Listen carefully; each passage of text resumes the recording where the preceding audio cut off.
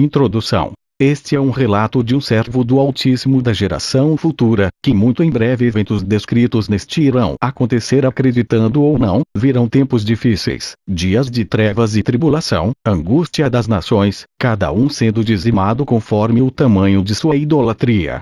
Por isso, o príncipe das trevas domina a humanidade. Muitos, aproveitando o tempo da graça, mas procurando seguir os seus próprios interesses nas suas doutrinas mais convenientes. Mas por um que desejou ter a fé alicerçada nas verdades bíblicas, procurou minuciosamente nas referências das Escrituras, aquele que busca a fé perfeita, e tem uma ardente chama no coração para seguir os mandamentos do Adonai. Aquele que tem a alma cheia de anseio por Yeshua, o que tem em mãos a alegria dos salvos. E por seu amor nos revelou e nos deu esperança de salvação, e nos livrou das algemas.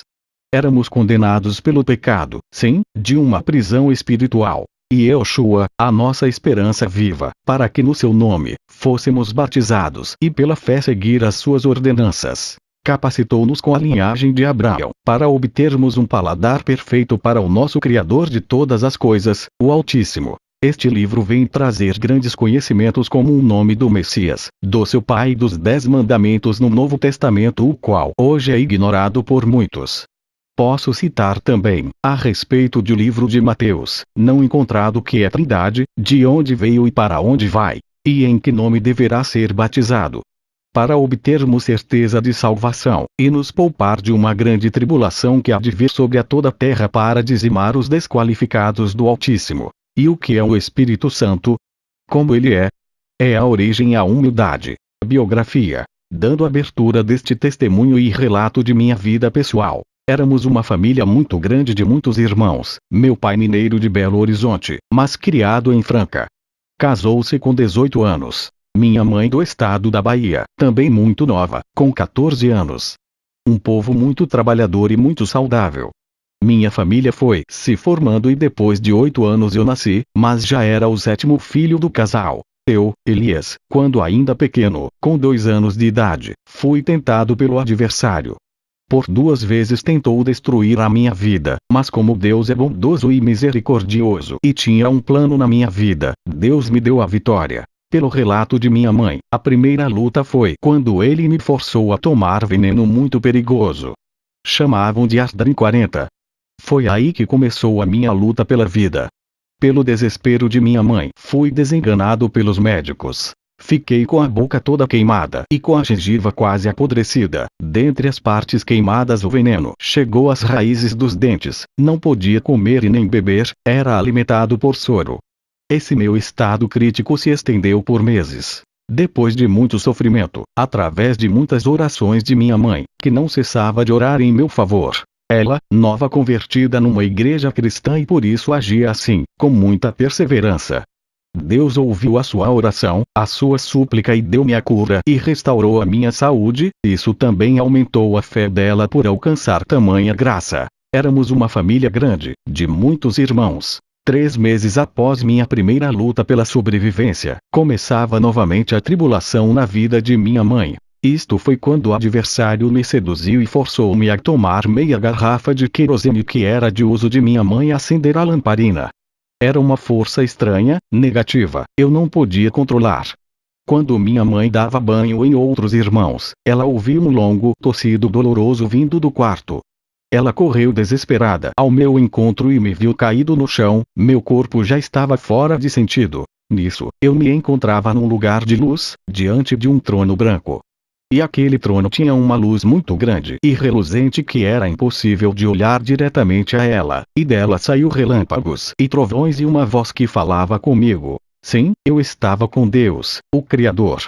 Ali eu lutava com Deus, implorando e suplicando uma nova chance. Depois de um tempo de muita insistência por sua misericórdia, ele me retornou à vida. E quando voltei a mim, já estava saindo do hospital com minha mãe andando fora de perigo, mas muito abalado por ter passado por aquele processo estranho. Uma certeza eu tinha comigo, que Deus me amava muito, e que tinha um plano na minha vida. Pelo que minha mãe e os médicos diziam, eu havia chegado ao hospital sem vida, e que eles estavam surpresos, pois nunca tinha visto coisa igual. Depois de ter passado por tudo isso, nós mudamos para a capital de São Paulo, no bairro distante chamado Jardim Petrônio, bairro de São Bernardo dos Campos. Levava uma vida de criança, cheia de regalia, contente e satisfeito numa nova experiência. Já com 3 anos de idade. Num certo dia, meus irmãos e eu fomos caçar passarinhos com alguns amigos ali mesmo do bairro. Tinham alguns tratores abrindo ruas, pois era um bairro novo, e os tratores retirando o morro para o loteamento. Nós subimos em um dos morros mais altos. Meus irmãos me deixaram para trás e eu subi mais um pouco. E avistando todo aquele horizonte com satisfação, a minha mente começou a registrar toda aquela beleza, e olhando para o céu, tive um contato espiritual com Deus. Isso durou alguns segundos. Por mais uma vez Deus me provou a sua existência. Eu tinha vontade de voltar lá novamente, e essa vontade aumentava cada minuto, mas tinha medo, pois era um lugar bem afastado. Então acabei satisfeito com aquele pequeno momento sublime que o Senhor e Deus, o Todo-Poderoso Criador de todas as coisas, me proporcionou. Agradeço ao Adonai de ter passado por aquele minuto espiritual com ele. Mais tarde eu já estava com 19 anos de idade e casei-me após fazer o serviço militar. Casei-me com uma jovem crente, logo após batizei-me. Tornei-me também um cristão, mas sem aquela vocação. Era apenas um voluntário, sem ter aquele compromisso com Deus.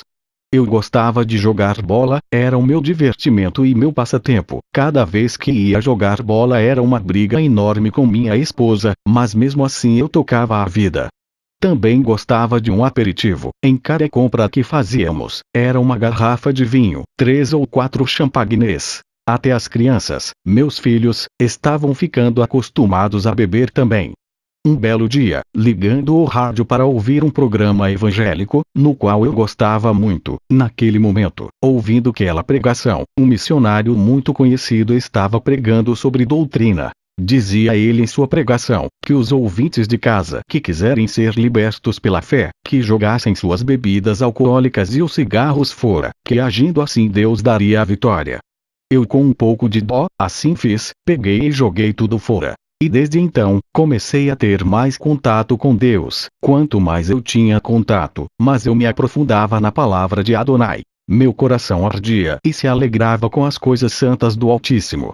Até então, eu passei a ter visões e revelações espirituais, coisas que hão de acontecer. Certo dia, eu estava conversando com um pastor sobre os trabalhos da igreja. Nesta altura eu já estava com o cargo de diretor de diáconos, estava com uma caneta nas mãos, quando de repente ela caiu. Sem motivo algum, quando abaixei para pegá-la tive uma rápida visão celestial. Havia um grande homem num trono branco me olhando. Naquele momento meu coração ardeu, com lágrimas nos olhos. Me lembrei daquele versículo que diz assim: os meus olhos procuram os fiéis da terra, e os que de madrugada me buscam esse me achará. Colocar capítulo e versículo. Deus é amoroso, e quer salvar o que havia perdido, e me alcançou com tuas mãos poderosas. Sonho da parte de Deus para meu elevo espiritual. Em um deserto eu ouvi muitos sons de crianças cantando com grande júbilo. Eram centenas delas, e cantavam uma letra bem conhecida nas igrejas. Cantavam assim: lá no céu todos cantam aleluia, lá no céu todos cantam glória a Deus. Cantavam repetidamente essa melodia.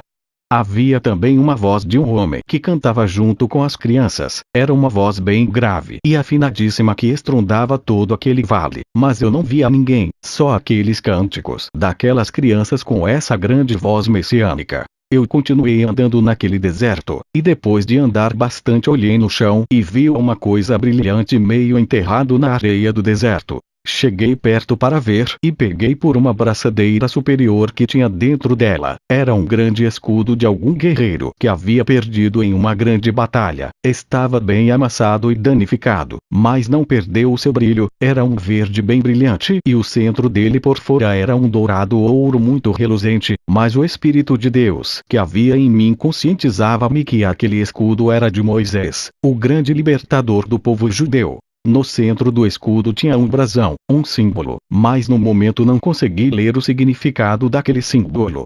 Abracei-o e levei comigo aquele escudo maravilhoso, porém, danificado e amassado. Continuei andando. Depois de andar bastante entrei em uma pequena cidade, olhando o céu estrelado. Já estava um pouco cansado de tanto andar, mas desinquieto, sentia que algo estava para acontecer. Vi no céu muitas coisas brilhantes que vinham da parte sul para o norte. Ao cruzar a posição em que eu estava, percebi que eram grandes mísseis atômicos. Dezenas deles não voavam numa mesma direção, voavam um à frente, outros um pouco atrás, e outro um pouco ao lado, como um enxame de moscas. Já na parte do norte, tempos depois, vi claramente grandes explosões no céu. Procuraram interceptá-los, mas não conseguiram, e todos os que passaram por lá explodiram em terra. Foi terrível a sua destruição, sua fumaça intensa e pesada como cogumelo gigante. Tempos depois, vi muitos jatos de guerra que voavam de um lado para o outro, pareciam desesperados para relatar onde havia caído e o que tinha sido danificado. Com aquela tormenta tinha um avião diferente, era como um morcego, sua fuselagem, meia que quadrada, e suas turbinas também eram uma cor cinza grafite. Tinha também 8 grandes helicópteros brancos, que voavam mais baixo, procurando investigar o acontecido. Pode ser aí o início de uma grande terceira guerra, temida por muitos. Espero que isso possa servir de alerta para alguns países, superpotência ou não, para se alertar contra isso é o que eu desejo de coração.